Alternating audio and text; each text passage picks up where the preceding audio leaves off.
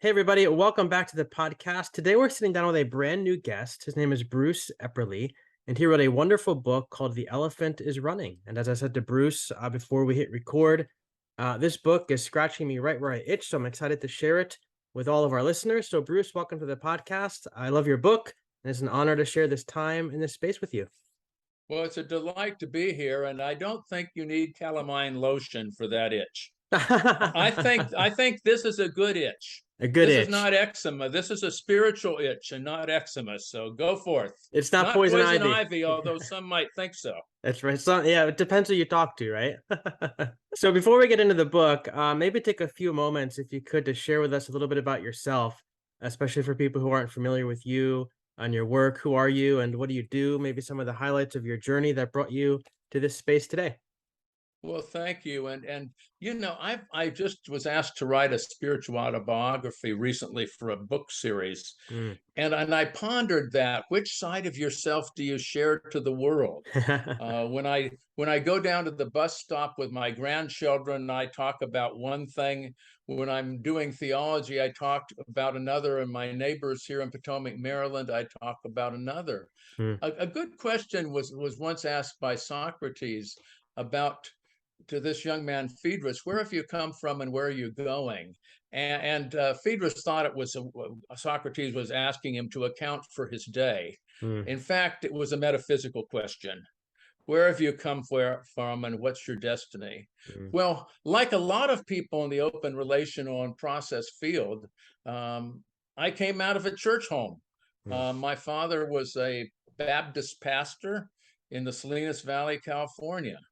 And we were American Baptist, but we were at the evangelical edge of the American Baptist, the conservative edge. Mm. I don't know that we were highly doctrinal, but it was definitely clear that we knew the truth and it made us whole. Mm. That if you made a personal confession of Jesus as your Lord and Savior, that settled it. Mhm. And some of the old Baptist folks were more interested in escaping hell than going to heaven. It was sort of a sense of, at least I'm not going to hell. But I came forward, to use Baptist language, at about 9 years old during the Roundup for God. And it's an interesting story. The Baptists always need to be revived on a regular basis. So we had revival preachers come through quite often. Well, Leonard Eilers was a cowboy preacher, and he had his lariat and his boots and his chaps and his big hat. And put your foot in the saddle, step up on the horse, the Roundup for God is on. Mm. And I came forward. That's about as kitschy as you get in terms of evangelical subculture. Yeah. I came forward at age 9. Mm. 3 or 4 years later, my family moved to San Jose, California from the Salinas Valley, and the house of cards collapsed. I don't know exactly why. My father left the congregational ministry at the time. He might have been too liberal for the conservatives, but Mm. he left the ministry. I couldn't even go to church without feeling suffocated. Mm. I would literally have symptoms whenever I went into a church building. And living in the San Francisco Bay Area, there were all sorts of possibilities. And I probably was born a seeker. So I began to read Emerson and Thoreau, Walt Whitman, Mm. and that led me to reading about Buddhism and Hinduism and Taoism and the I Ching. This was all in high school, Yeah. and uh, and then of course it was the late '60s in the San Francisco Bay Area, and of course I can't say anything about that because they say if you remember the '60s you weren't there. Uh, so so I lived through all the things that people heard and write about in the '60s and somehow or other survived. Mm. It equipped me to be a theologian because theology, if anything, is imaginative. Mm. You can't be a theologian or, for that matter, even a Christian if you don't have an imagination. Yeah. I mean, you have to think big. Mm. And the path took me to places that were good for me. But about the time of my freshman year, I had another strange datable conversion experience. But this was when I learned transcendental meditation in October 15th, 1970. Mm. And it marked a sea change. It brought what I was studying or what I was tripping out on internally. It became something internal to me. Mm. And lo and behold, 2 weeks later, I started going to church again. Mm. I think there's a causal relationship between the two of those. I started going to a progressive American Baptist church near the campus where questions were welcome, where the pastors, each of them saw, say, I had two pastors, each of them saw something in me and pushed me toward it. Mm. These were not things I was doing because of them, but because it was in me. One saw me as a theologian, and because we ended up in a class together on process theology, he was auditing, I was taking it in college. I went in that direction. The other saw me as a minister, Mm. and he was the college chaplain, and I spent later on 20 years as a university chaplain at Georgetown. Mm. I go off to seminary and graduate school at Claremont in the mid 70s. And in many ways, the journey has gone forth and spiraled since that time. For 40 years, now more than 40 years, I've kind of been doing one of three or four things, and sometimes all four of them at once. Mm. Being a university chaplain and professor, being a seminary administrator and professor, um, being a congregational pastor, Mm. going from one day you're in the preparing for your sermon, the next you're preparing for somebody's funeral.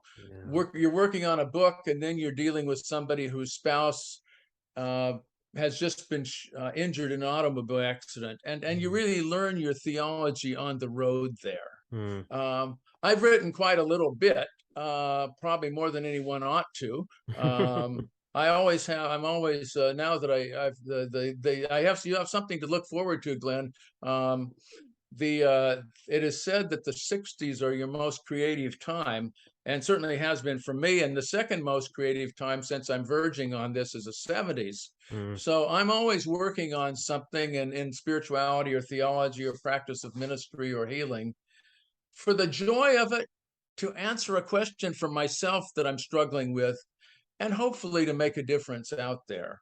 So that's in a way my story. Yeah, I love that. I love what how you just capped that off with the idea that it's you do what you do to answer your question, and hopefully it helps somebody else. And I feel like that's what I've tried to do with this podcast is to I set out to answer all these questions that I had because I grew up in this very evangelical world where I had all the answers. Everything was neatly packed in boxes. I got all my degrees and tied the ribbons on it. And then my wife had a miscarriage and it all just came tumbling down and I had all these questions and I was like, I gotta find answers to these questions because I built my whole life around this idea of having answers. Now I've got none. I wanted to be a pastor of a church. I wanted to spend my whole life doing this, and now I don't want to do it anymore. I don't know what to do, and so I set out to answer these questions and invite other people along for the journey, and that's led me to wonderful people like you. Well, and isn't that how it happens to many of us? We It's been said that spirituality deals with the unfixables, That's right. with things that can't be fixed, Yep. can't be fully known, can't be put in a formula. Uh, the four spiritual laws don't fit everyone. Mm-hmm. You know, as progressive as I am, I've actually led a few people to Christ over the last decade using the four spiritual laws minus the ones in the middle. You know, do you believe in Jesus? Is Jesus important to you? Yep. You're saved. That's it. Go out and live. Done. But because some people, I believe theology is a little bit like a medication, Mm. that you give the theology to the person in front of you in terms of what they need. And some people, fearing for their very lives and their eternal destiny, need to know they're saved. Yeah. It may not be as existentially important to me, but I, as a pastor, it's important to me because it's important to them. Mm. And you know, when you hit the wall with a death in your family, with a child with cancer, been there, done that, with a, a death of a good friend, with your own existential life falling apart. Yeah. Um, you know, you look for the answer behind the answers that were easy. That's right. It's how it works, and then everything kind of comes down, and you're faced with these questions that you've got to answer. So, so good. All right, your book, "The Elephant is Running." The subtitle is Process and Open and Relational Theologies and Religious Pluralism. So I have a ton of questions that I want to ask you. But before we get into those questions, maybe tell us a little bit about this book. Who is it for? Who's the target audience? And a little bit about the elephant analogy, because I've heard this analogy before, but never kind of in the context in which you shared it in your book. So I'd love for you to share that with our listeners. Well, yeah, and every so often you're proud that you came up with a new idea that you don't think anyone else has. And there's a wonderful book by John Thathamil called "The Circling the Elephant," and we most have come up with the elephant metaphor about the same time, independent of one another. I mean, it's an old story. It's an old story from South Asia, but I'll tell you that the book is for a variety of people. One, for the person who just wants to figure out how, as a person of faith, a Christian primarily, wants to know other religions in a positive way. I figure that we need to follow the golden rule in relationship to other people's faiths. The negatives will always come out. Let's look at what the intent is. Interestingly enough, a couple people from other religious traditions have found this book helpful in helping them connect their religious tradition with a plethora of others. But for folks who are seekers, I believe it's a wonderful book for a book group at a church. I think, there's a handful of good. I mean, you hopefully, when you write a book, it has some sort of audience. I think among the books, it's a great seminary book. There really isn't a book like this that actually dialogues among the people of the religions, and then asks the question, what can we learn, and what can we share, and what can we do together? And that reflects my own life story. That I'm one of those people who's strongly a follower of Jesus. He walks with me, and he talks with me, and he tells me I am his own. But on the other hand, or I shouldn't say on the other hand, but in addition to that, the Jesus or the Christ or whatever name you want to use is not particular. I don't think God's particularly particular about these things. Speaks to me in other ways. If you want to you can spend the afternoon looking at photos from the Webb telescope, or the Dalai Lama talking, or one of my favorite, I'm reading him in the mornings with one of my grandchildren, little snippets from Thich Nhat Hanh's book, Pieces Every Step. I mean, you can't go wrong. And I wrote the book because it'd been waiting for about 10 years. I get an idea and it comes out at the time it does. It was a long pregnancy, a long gestation period for this book. And it came out at the right time during the COVID, because I started it with grad students at Claremont, many of whom are doing great things in their lives, like Andrew Davis and Sherry Kling were in the class that I taught that. You probably know them from the process world. I taught this to church people about 8 or 9 years later, and I thought to myself, hey, there's a book in here. And really, the elephant metaphor is one that's interesting. It's the traditional way you tell it is there were a group of sight impaired or blindfolded people who see this strange creature and they grab hold to it. And each one of them thinks that what it's holding on to is the only part of that elephant. Now, that should sound at least as a negative at first. The other aspect of it is positive, because your neighbor has also grasped the elephant. And the divine is both speaking to you, speaking to them, and much more than you can imagine. Then it occurred to me somewhere along the line, I guess when I was asked to teach this course at Claremont a decade ago, no real elephant stands still. The elephant is running. And that's really the way the world is. Religions aren't standing still. The religious face of the United States and North America has radically been transformed in the last 20 years, and I would dare say in the last 2 years. The COVID has changed the religious face in terms of institutional participation. the elephant's running, it's moving, and we hang on for dear life, and we might get the ear one day and the foot the other. And that invites us to think of a living elephant like a living religion, like a living God, as something where we never can say we've exhausted it. Yeah. There's always something more to this elephant. The elephant in the room is that nobody has a copyright on God. The Mm, elephant in the room is that no one can say this is it mm, and nothing more. yeah. Yeah, and that's how I grew up, is having a copyright on God. You know, Oh, we have yeah. we have the corner market on God. Even our church, our denomination, whatever, like we have it and they don't. And it's like it becomes a very exclusive club. Yeah. And you even you see that in still not as much as usual. Mm, For good or for ill, the prosperity gospel has infected some of the fundamentalist communities, and the prosperity gospel is vacuous theologically. mm. So it's pure pragmatism at some level. Yeah. Uh, just this works for me. Go try it. Yep. Try it. You'll like it. And Jesus will bless you. But certainly that was my sense. I mean, I think growing up, I remember one of my friends in conversation with revival pastor, one of the many that passed through our church, and saying, he's a little older than me. He said, "Well, I got saved so I wouldn't go to hell." Mm, And to me, it brought out all the worst of our reasons for doing something. yeah. You love God to get a reward. Yeah. You love God to be in the in group. Um, I mean, I know that all of us, and the popularity of fundamentalism and white nationalism is deep down in the sense of some area of security in the world of change, and Mm, we can't argue with that.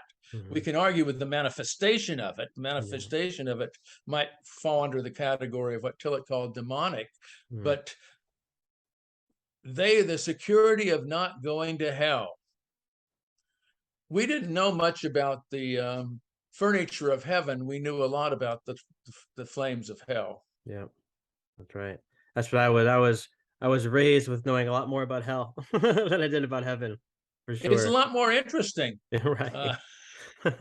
the For sure. crowd is more interesting there at one level. If everyone in heaven was like your Sunday school teacher, then then you weren't sure. Or C.S. Lewis would say in one of his places, some people want eternal life and they get bored on a rainy day. Right.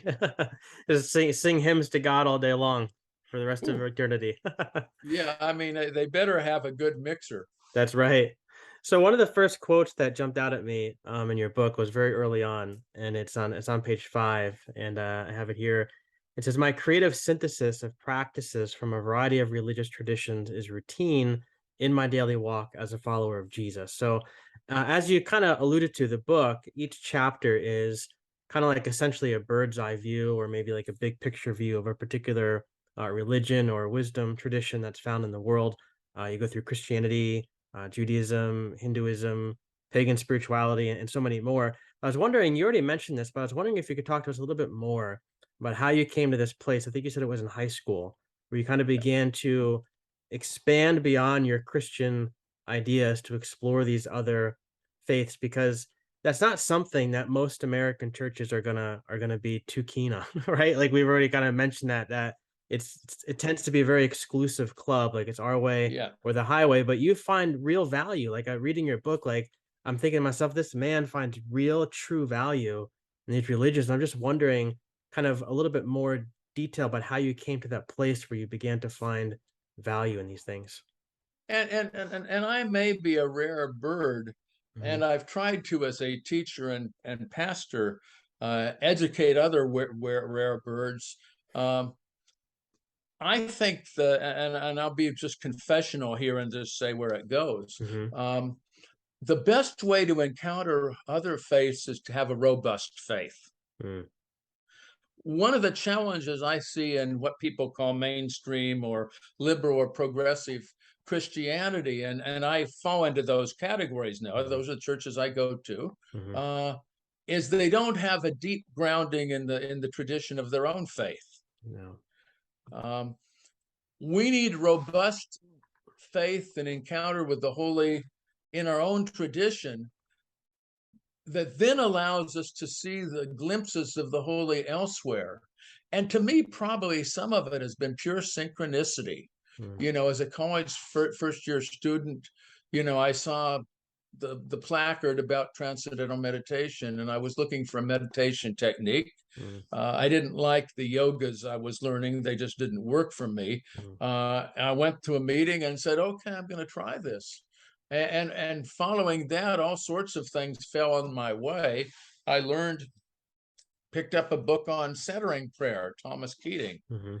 I began to hear about mystics within Christianity. I didn't know there were mystics in Christianity.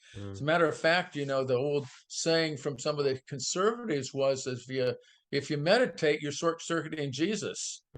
You got to have Jesus somewhere in it. And of course, Jesus is just fine in your meditations, by the way. Jesus isn't going anywhere.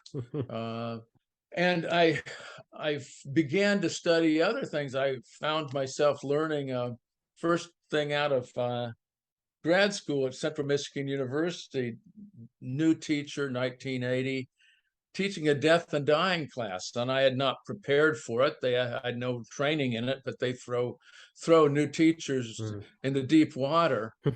I learned about Jerry Jampolsky, who at the time was using visualization exercises with children with life-threatening cancer. And from getting to know his work, I became interested in the New Age movement. And from that context, I became interested in Reiki healing touch, which is a form of energy work, and which I see as very congruent with Christian spirituality.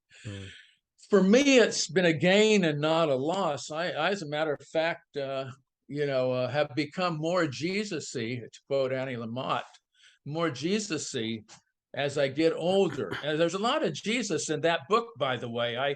I use a comment from my wife, as I was listening to my sermons when I was pastoring a church in Cape Cod, and said, "Bruce, you're not using much Jesus in your sermons." Of course, most progressives just go to God.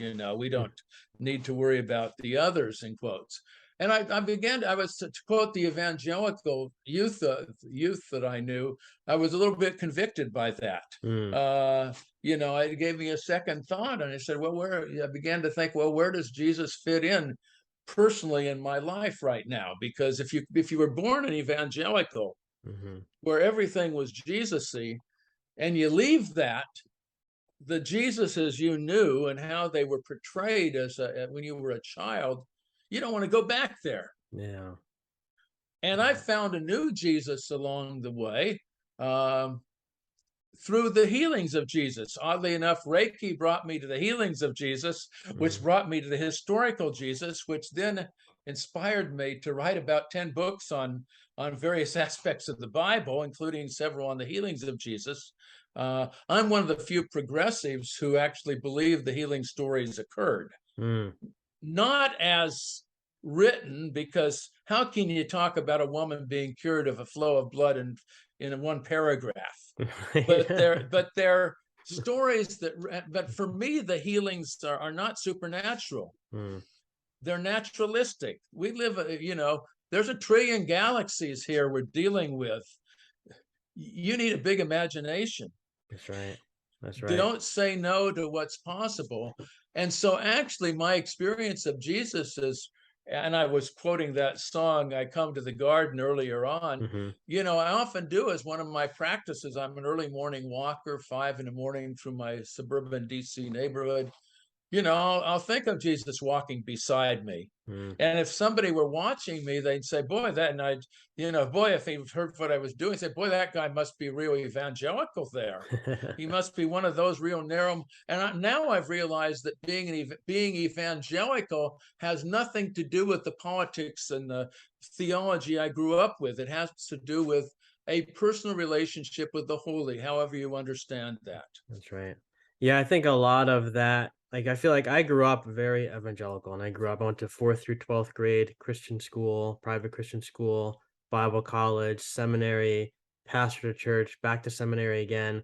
And the one thing like I picked up in my evangelical upbringing that I feel like was a really good thing was that personal relationship with God and that personal um that idea that God is walking beside me, God is always with me. And I feel like that is such a huge piece, but that gets lost in the mix now of all the politics and all the, very right wing theologies and things like that. I feel like that it's very easy to kind of throw the whole thing away and say, well, I'm just going to Well, be done with yeah. all of this. When in reality, there are pieces in there that were very important to my upbringing that I think have really helped make me who I am today. And if I could go back, you always say, if I go back in my life, would I change A, B, and C? I don't know if I would change it because I feel like it's brought me to where I am today. It's given me this depth of understanding that I wouldn't have, I don't think, if I didn't have the experiences that I did growing up. And that's one thing that I think that we have to take and a lot of folks now in the post-evangelical movement are reclaiming their roots in a Mhm. different way. Yep. Uh, my wife, who's out doing Tai Chi at the local community center, Mm. uh, there again, some interspirituality. Yeah. It finds me a rather humorous person to live with at times because she met me as a process theologian 40 some years ago, and I'm very much embodied a process open relational viewpoint and theologically quite progressive. But Mm. I go around the house quite often singing hymns. And these are hymns I learned 60 years ago, Yeah. and they're heart hymns for me. They're heart hymns. Mm. When I had a child who was near to death with cancer, who survived. But the only I couldn't even pray. And the two things that got me through, one was the Kyrie, Lord have mercy, Christ have mercy. And then after the chemo began, I began singing Blessed Assurance, Jesus is mine. Mm. And I began singing Great is thy faithfulness. That's it. That actually is a good open and relational hymn, by the way. Mm. Morning by morning, new mercies I see. Yeah. It's not about a static dead God. It's about a living God that I could sing about when I was walking around the hospital at daybreak, not knowing what was going to happen. And I Mm. think sometimes the progressives need to reclaim that sense that if God is the source of the possibilities of each moment, heck, that'll preach. Yeah.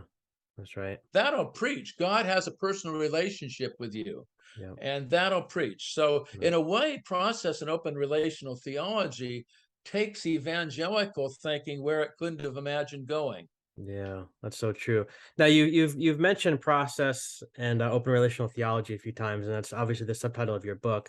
And our listeners are familiar with it because Thomas Ord has been kind of like the resident theologian on the show. He's been on a bunch of times, so everybody's familiar with the term. But I'm wondering if you could give us maybe just a quick refresher of what that refers to, but really how that specifically ties into your book of religious pluralism here in the subtitle, this idea of other faiths and other religions being able to kind of invest in our own Christianity and kind of make us better followers of Jesus. Like, how does all that tie into open and relational theology? And what's not to love about Tom Ord? Right. Uh, Tom has really, I need to give applauded. I mean, one of a good theologian Yeah. is always aware of how good their colleagues are. Tom's a younger colleague, but he has really defined open relational thought in a way that's approachable to people. Yeah. I used his books routinely as seminary textbooks, Yeah.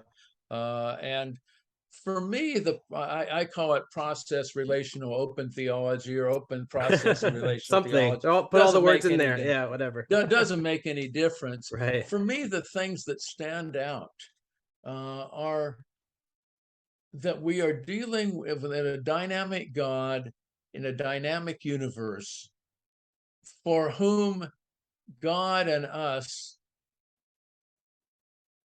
have a future ahead of us that's not quite known. Mm. That God, a living God. I mean, my main argument with the people who think God is unchanging or that God's omniscient in the classical sense of knowing everything in one glance is that's not a living God. Yeah. That God can't change. If God can't change, God's less alive than I am. Yeah. And one of the things that's powerful about being you and me is that we change. And I'm a biblical person too. Morning by morning, new mercies I see, and Mm. God's mercies are new every morning. Remember singing that song with InterVarsity people. New every morning, and that means God's new, Yeah. and our religion is new, and that open and relational thought. And I have a quote from one of Tom's books about somebody who he had been talking to about other religious traditions, and they said, well, I think this makes it possible for me to think there's truth in other faith traditions, Mm. that God is not limited by our religious experience of God. Our religious experience of God is sufficient. If salvation is what you're thinking about here, I think it was Clark Pinnock years ago, and Clark Pinnock's kind of the grandparent of all this at some level. Mm. Said, speaking of salvation, he said, well, there's the salvation that you know the truth, and he's much more of an absolutist than I am. Mm. There's also the salvation that's simply God's grace, that God's grace encompasses us whether or not we get it right. Right. That's right. And all paths end up being paths that are not entirely straight to the destination we're hoping. Mm. Uh, we have to depend on a God for whom our lives are open, a God who hasn't got it all figured out for us, a God who, like the good parent, uh, lets the rope out. Yeah. Again, I'm both a parent and grandparent, and with the grandchildren now, I'm reliving the process at 10 and 12, how letting them get to become more agents all the time, Yeah. letting them decide things, not deciding, say, and they're sort of, sometimes surprised. I'll say, well, here's 4 things I think we could do today. Which do you want to do? Mm. And occasionally it surprises them. I think that's the way God works, that there's several things that are really good possibilities That's right. in this moment in time. And and choose your own adventure, as the books used to said. Choose your adventure, because I'll come back at you the next minute, and Yeah. the next, and the next, and the next. And that Yeah. I like to see the future omniscience in terms of what Theodore Parker called the moral arc of history. Mm. Um, the moral arc of history, or I've added to that, the moral and spiritual arc of history, is aiming us individually and corporately forward toward, for lack of a better word, shalom, the realm of God, Mm. the kingdom of God, the kingdom of God, however you want to say it. Yeah. It's aiming there. There's no guarantee it'll get there in our time. Mm-hmm. We have to become, as Teresa of Avila says, the hands and feet of God. We have to be the ones who act as if we are pushing this forward, because in fact we are. That's right. That doesn't mean that God's on the sidelines for open and relational theology. God's in the mix. Yeah. God's in the mix, gaining and losing. But God's like the Energizer Bunny, takes a lick and keeps on ticking. God's not going to ever be defeated by the process. Is the movement of the process within all things. The moral arc abides, to quote the Big Lebowski. Yeah. It's, when I was thinking about, before I mentioned when my wife had a miscarriage, and that kind of opened up the doors to all these questions. Like, I came from this world, and I was in this world at that time where I just believed that God drew up the blueprint Yeah, and went to bed. I took a nap, because like the blueprint's there. This is the way it's all going to unfold, and I'll be there with you, but this is all for my plan. And I remember, like, when we got the news that we had lost the baby, just that thought, like, how in the world, God, could you draw up a blueprint? How could you make this our blueprint? This does not make any sense. Then I started to ask questions about, like, how could rape be somebody's blueprint? How could yeah, child, be molested? How could that be their blueprint? How, yeah. if you're all powerful, how in the world could you just sit there and allow this stuff to happen because it's part of your plan? Like, all these questions came racing in. And when I connected with Tom Ward and I read his book, God Can't, and I got to asking some questions, one of the things I felt like God said to me is that the miscarriage, I didn't see that coming. I didn't see it coming, but it did. Yeah. And I'm here with you in it. And then all of a sudden, instead of seeing God as this far away or this high being with a pen drawing out all the different details, I saw God as a friend who was sitting with me and my wife on the bed weeping with us as we tried Yes. to process through what we were grappling with. And that just brought an entirely different dimension to my spirituality, which then opened me up to many different other things. So I'm like, well, maybe there's other ways to think about all of this stuff. And maybe it's not just, maybe Christianity doesn't have the corner market and how all of this stuff works. Maybe we can branch out a little bit, maybe look into the history of the Christian faith. They can, like the Gnostics. Yes. I was always told stay away from the Gnostics because they're so Yeah. dangerous. But there's like 200 years, there's like those early centuries of Christian faith. Like there's so many different ways that people thought about things. Yeah. Let's see what they thought and let's see what makes sense to me now, and let's adopt some of that stuff and bring it in. And that's what all this open relational talk has Well, done for yes, me. I couldn't agree with you more. And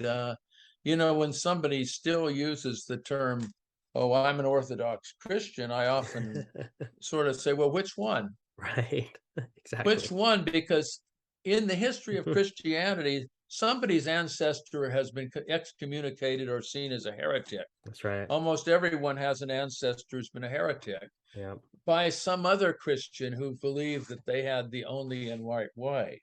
Yeah. I have no truck, by the way, with Trump Church, or as what I call it, Trump Church, or Mm, the white nationalist Christians. I have no truck with them theologically. What ties me to them, such that I don't demonize them, even though I oppose them, mm, they're different between opposing and demonizing, sure. is that they are wanting the stability of an earlier era. And there are times when you just want to be a kid again.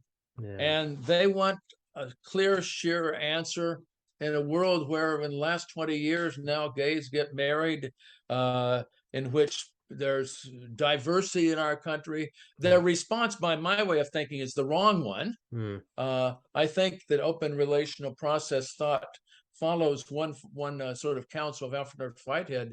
The higher organisms initiate novelty to match the novelty of the environment.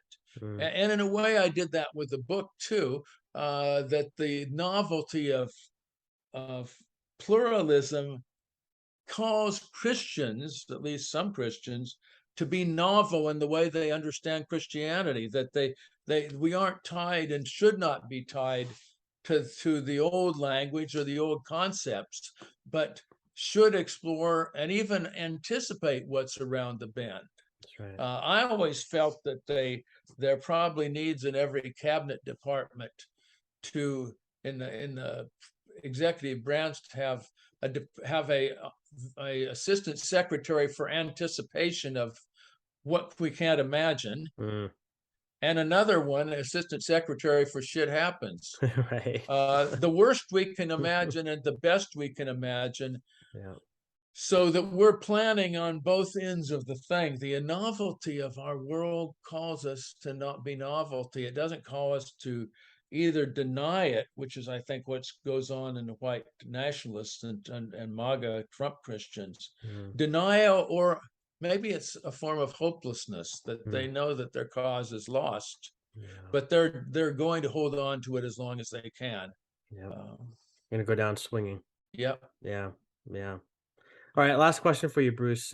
In the book, like we said, we talk about all these different faith traditions, all these different wisdom paths.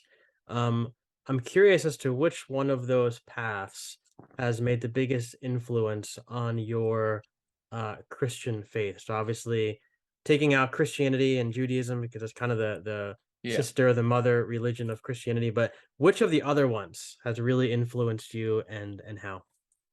Well, I thought of that, and I thought this is a very provocative question, and not being one to just have a one-course meal, uh, I'm going to the price fix here theology, where you get four or five different things.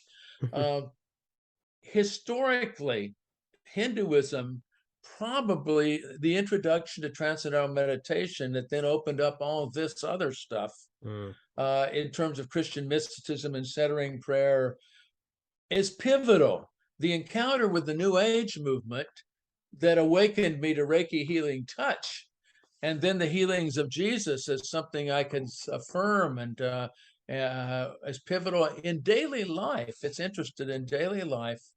I find myself living between the two poles of Confucianism, or as people call it now, Ruism, at least a certain group calls it Ruism as being more proper and mm, non-Western, and Taoism. mm, I'm one of these guys who's Confucian in the sense that I like to have my list. mm, I like to live very intentionally. I like to have an intention for the day and for each day. mm, That's the Confucian way, to have a sense of the order to the universe. mm. The Taoist way is what I'm embracing more, and I'm not really retired, but I'm not working for anyone but myself. So that's the Taoist way is to kind of go with the flow, Mm, to realize that most of the things that I deem urgent, I've chosen them to be urgent. mm, And that book, if it never gets written, that'll be okay. mm, That project that I'm doing, well, if a child wants to play with me at that time or get my attention, that's the thing I should do. mm, In a way, I've become very enamored of Mark's gospel. Uh, the first 10 chapters of Mark's gospel, Jesus is just blown around like a leaf. mm. It's a travelogue, and Right. he may, as the civil rights movement says, have his eyes on the prize. I'm sure he does have his eyes on the prize, but he just, wherever somebody points him, he goes there. Yeah. He runs into this woman, he runs into this person. Somebody digs a hole in his roof, he deals with that. He goes He's to at this side of dinner, the somebody sea, that side pops of the up. sea. Yeah. You know and that's a way to live, to have that sense of Yeah. intentionality, and then say, hey, this is what's happening in this moment. I've got to let go of that. Yeah. I think that's rather Jesus-y, actually. Yeah. That's really interesting because you would think on the surface there are two opposite ways to live, but in reality, you can bring them both together and you can live them both at once. Because like that's a perfect illustration is Jesus constantly going, like we said, back and forth over the seas. On this side is on that side, is going up the mountains, going here, is going there. But every time he goes somewhere, he has that intentional focus in the moment that he's in to deal with the thing that it's put in front of him. And in many ways, it's a little bit like proficiency with anything. Jazz, you can't improvise in jazz unless you know the notes. Mm, In his heyday, Tiger Woods could hit a ball off it from in the opposite direction and it'd come back over his head. mm, Improvising based on the structure, so right. they need one another, Yeah. and it's something that we need in our churches, the ability to improvise, but also the just enough structure. Yeah. And what the improvisation brings is a sense of spaciousness. Mm. Uh, we do really have more time than we think to do what's important.